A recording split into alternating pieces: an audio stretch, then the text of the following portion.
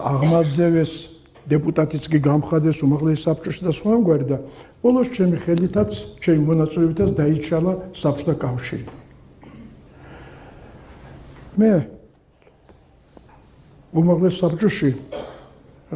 მეც მქონდა ეს კნოპკაზე თითის დაჭერის და განიხილებოდა საკითხი საბჭოთა კავშირი ბოდიში კონსტიტუციიდან ამოღებული იყო თუ არა პუნქტი, რომელიც საბჭოთა კავშირში პარტიის როლს უმაღლეს დონეზე აყენებდა. ეს იყო მე-7 თუ მე-6 პუნქტი არ ვიცი. თუ ის პუნქტი ამოიღებოდა, მაშინ საბჭოთა კავშირი ადვილად დაიშლებოდა. და თუ არა და მაშინ პარტიამ ბრძანებლობდა და რასაც პარტია იტყოდა, ის უნდა გაკეთებული იყო. მამაჩემი კი ომში დაიღუპა. წავიდა მოხალისედ. იმიტომ რომ ჯეროდა რასაც აკეთებდა 30-იანი წლების კაცი გაიზარდა რთულ პერიოდში გამოზარდეს კომუნისტებმა მეც მათი გაზრდილი ვარ სხვათა თქვენი მშობლებიც მათი გაზრდილები არიან ცუდები კი არ გამოვედით მაგრამ იდეოლოგია გქონდა სხვანაირი ხო და აი იმ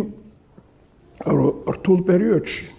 ვზივარ ახლა და ეს პუნქტი განიხილებოდა და დააყენეს ახლა კენჭის ყრაზე ჩემს გვერდით ზის ერთი ცნობილი გმირი კოლმეურნეობის თავმჯდომარე არ დავასახელებ გვარს სახელს ძალიან სახელოვანი ადამიანი და მეუბნება შალვა არ შეგეშალოს რას დააჭერ ხელს პარტია კიდევ მოbrunდება და არ შეგეშალოს მე კიდე დავხვჭე თვალები და თქვი მამაჩემო მამა შენ დაიღუპე იქ რას მირჩევ მე რა გავაკეთო ახლა მე შემიძლია ამასაც დავაჭრო და შეიძლება მეორესაც რას მირჩევ მე და თითქოს და ჩემმა გულმა მითხრა მამა ჩემის ხმით შვილო მე ჩემი გავაკეთე და შენ შენი გააკეთეო ამიტომ დავაჭირე ხმა იმას რომ კომუნისტური პარტია ამოღებული იყო როგორც იდეოლოგიური მბრძანებელი და იცით რა მოხდა მე სიები გამოაქვეყნეს გაზეთებში ვინ როგორ მისცა ღია კენჭისყრა იყო ვინ როგორ მისცა და ნუ მე ამონაშვილი ვარ და ჩემი გვარი პირველ რიგში იყო რომ ამონაშვილმა მისცა წინააღმდეგ ესე ამ პუნქტის ამოღების შესაბამისად რა გასაუქმებლად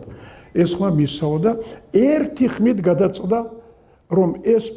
კონსტიტუციაში ეს პუნქტი იმ უმაღლეს საბჭოზე დარჩენილი იყო ერთმა ხმამ გვაჯობა მე ყრილობა მაინც გააუქმეს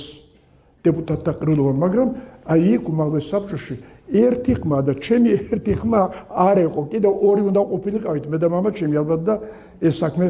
გადაწყდებოდა აი ესე ცხოვრება გავიარე ჩემო ძირფასებო